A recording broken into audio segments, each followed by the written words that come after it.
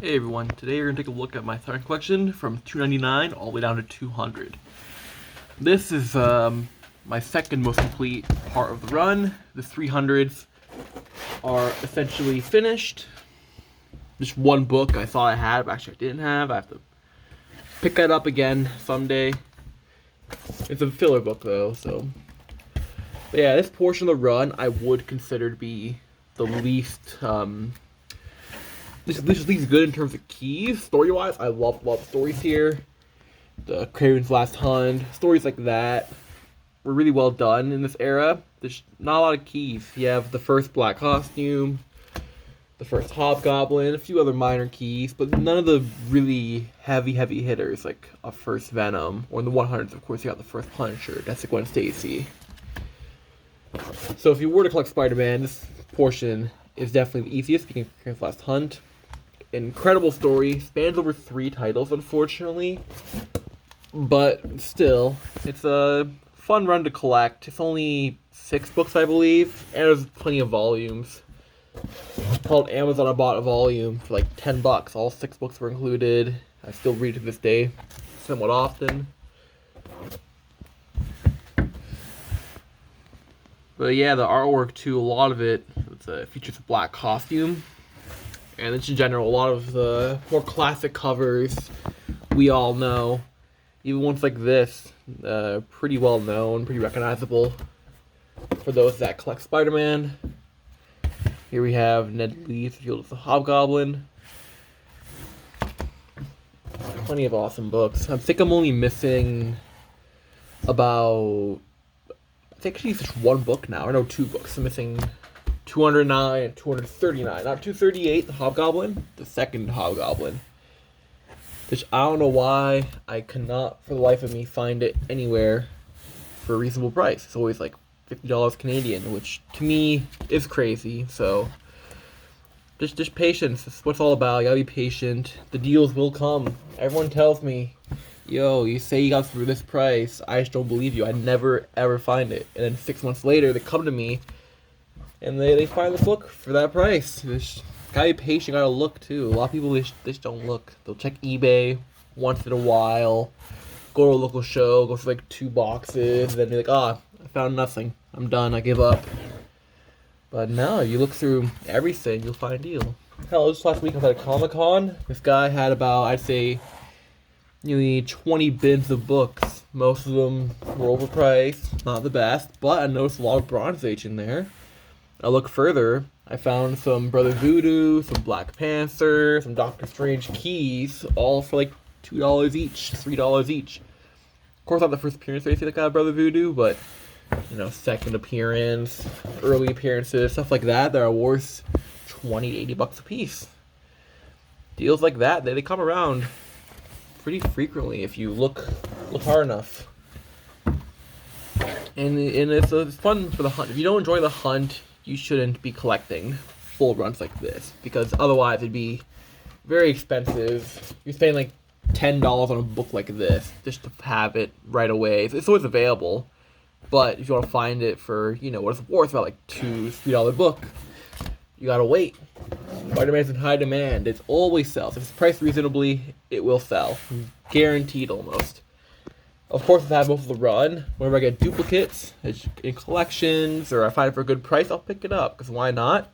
Price it reasonably, it will sell within 1 to 2 shows, posted online for like 80% of what it's worth. It's starting bid too, not even like a low bid to start out. It will sell. So a lot of these books as well are the Canadian price variants, as you see there, 95 cents. Because of course I'm in Canada, right? So when you source locally, through collections or Comic-Cons, a lot of vendors will hold Canadian price variants, so they don't even realize it. They'll just assume it's nothing to note. And of course, like low grade, it doesn't matter at all. It's cool novelty. But you get to the high grades, it matters a lot. Hell, I recently sold a Secret Wars 8 Canadian price variant, 9.6. Normally about, I say, $250 Canadian, just $300 Canadian for a 9.6. And then I sold my Canadian variant for, I believe it was $650 on a payment plan. And that was a good deal for myself. That was up to 1,000 Canadian for the 9.6. And then 9.8, oh, it's like pushing $5,000. Because not only is it a newsstand, the Canadian versions are much, much more rare. And people theorize because, you know, in the winter it's really cold here. A lot of copies have moisture damage, water damage, which you'll see if you look closely at these books. You'll probably find a lot of them moisture damage. But you compare that to the U.S., you know, area like Florida or whatever, there's a much more hot climate. So I guess not as likely to find humid damage, moisture damage on the books. Of course, I can't really prove it, but that's just from what I've heard and from what I've seen buying internationally every now and then. Yeah, it's rare to find like moisture damage on books. Of course, water damage, like a coffee stain, it happens all the time. But this cover, the worst cover ever made, in my opinion, in Mayo's opinion. Like Spiderman's wearing jeans and a random guy in the background. It's a horrible cover. I don't know what the fuck happened there. But yeah, and right before it, beautiful hardcover cover. Right after it too. Not the best cover, but it's still really cool. And then you got that piece of shit right behind it. These Hobgoblins too, they're worth quite a bit now. When I bought them, they're like $5 filler books. I had a few copies just because fuck it, was cool. Find them for a couple bucks each, you know, $1 bin, $2 bin. I'd get them, but now they're worth a lot. I think I sold, because I used to have around maybe 6 copies of this book. I found it for cheap. I liked it. Tried to get a 9.8, never got the 9.8. I think I sold them all and used that to buy, what was it? It was a Silver Age book. I forget which though. Might have been my old copy number 50, the first Kingpin. Oh, it's the classic. The black costume revealed to be an alien. First, Ned Lee's as Hobgoblin. This book too is a really good one, especially now the movies are going on. I think they'll do the Hobgoblin storyline. I'll even do the Wedding with Betty Brant. Good way to introduce the character, right? First, Puma. This book, I don't know why it's a lot. Nowadays, it's like almost $30 for a near mint. I don't get it. I don't like a storyline with Puma in it. And I don't see them ever bring the character to the live screen. But you can say Kraven was a flop. It's weird to bring a character like Puma when bigger, more, what do you call it, I guess, animal type characters already flopped. That's a cool one. First Rose, Kingpin's Son. I love this book. I used to have a 9.8, but I traded that for, I believe, it was again a Silver Age book. I always forget because I usually get them from the same guy. It's my Silver Age keys, so it's hard to really remember what I traded what for. When it's all usually him or another guy traded for like my 129, a copy number 4 with all the same guy. Here's one of the big ones, the 200s, 52. It's a low grade. I used to have I had a 9.4 a long time ago, which I sold. Then I got an 8, which I traded towards a copy of number 4, the first Sandman. And this copy came up. It was $25, Canadian variant. Just why not get it in there? Because I want to focus more on the Silver Age stuff, considering that's actually rare. I don't like books that are relatively common to be expensive.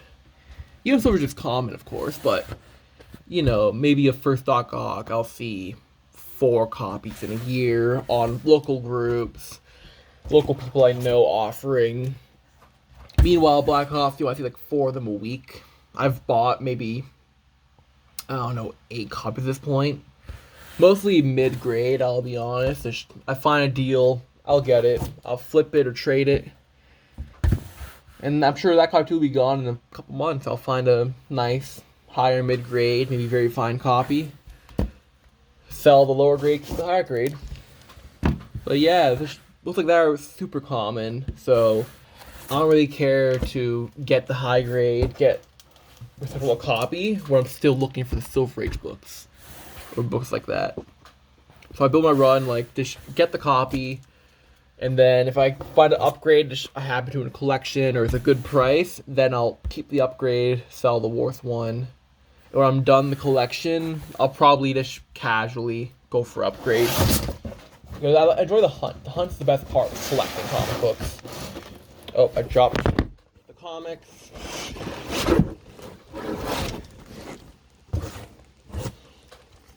But yeah, the hunt is the best part for me about this hobby. You meet incredible people, you learn incredible things.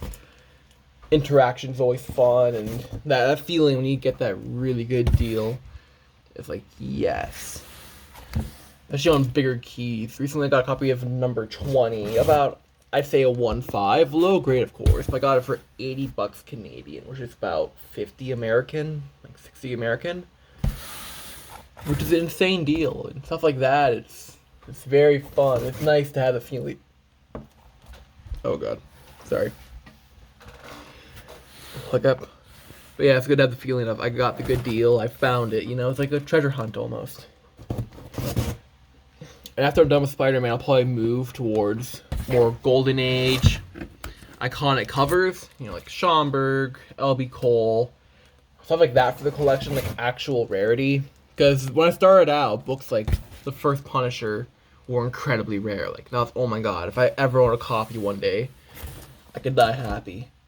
But now I've owned three copies of that book, all within around 3 years.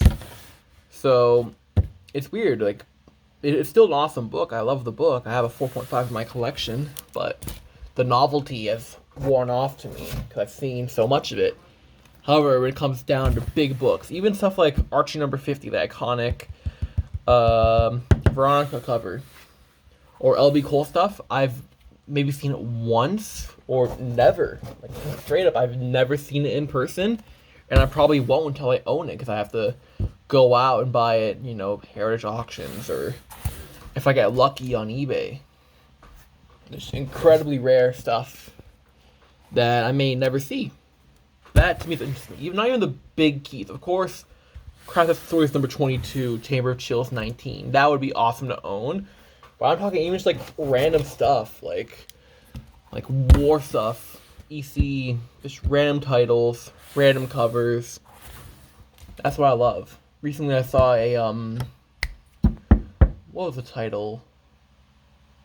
Blue something. It was L.B. Cole when he bought, I think it was Charlton Comics in the late 40s. One of his covers from that. Just a beautiful space cover. It's like $400. Stuff like that. Sure, it's not worth a ton compared to other stuff from L.B. Cole, but I love the cover. I tried to get it, but the guy already sold it. So that sucked, but looks like that. So it gets me. Oh, I realized I skipped over the big one for the 200s. So that was 230, and here's 238. The first Hobgoblin. Yes, it's rough. Missing the stamp, but I got it for $30 Canadian. So like $20 American. It's probably worth about 100, 120. I was offered 80 when I bought it at the same show. I'm like, hey, I'll offer you $80 for it. So, yeah, so it was definitely a good buy. And again, I'm just getting the book in the collection, and then one day I'll upgrade it. So, no big rush to get the high grade. If that book too, I love the cover. I want to get maybe a 9.0 one day. Of course, people usually go for the highs, the 9.8s, but to me, if a book is displayed, you can't see a flaw, I'm happy. I don't care for the uber near mint 9.8. If I get it, like just I buy a collection, I slap myself, sure, it's cool, but even I might just trade it out, get a lower grade, and use the money to buy a new book. It's a very expensive run, so when you can do that, it's very good, because, you know, $40-$50, that could get you a whole Silver Age book in the very good range. Well, filler, of course. The keys are ridiculous. I just got a copy of number 6 on payment plan. Well, 6 and was it 12 or 11? No, it was 12. The third Doc Ock. Got down to payment plan for what I think is a good deal, but that was still costing more than Like this entire stack combined, pretty much. Well, maybe not the entire stack. A lot of the books like $10 near mint. A lot of them too. Like this book's very clean. Just one little spine tick. But look at this, would be like $8. But yeah, most of the stack you're seeing today is the same cost as those 2 books are that I'm getting. And I'm doing pain plans. Of course, I'm in college, so I can't be going out spending $500 for just 2 books. You know, ideally, just want to keep a decent bank balance, so I'm not struggling to ever get like a textbook of new test that comes up.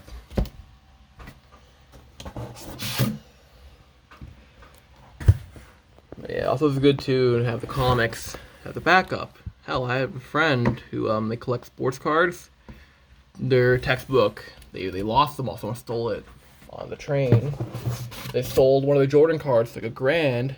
Bought all of them back, all the textbooks back. So I'm sure, if it comes to me, I could very easily go to a local dealer, a comic show, and sell a random key, like, I don't know, First Kingpin, get a few $100.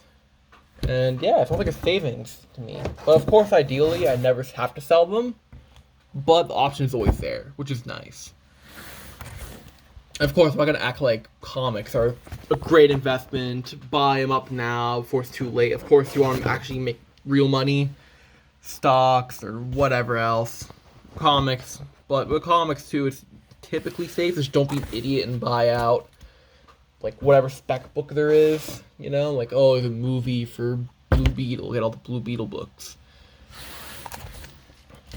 But yeah, overall, like I've been collecting comics for about 6 years now, and most of them have gone up.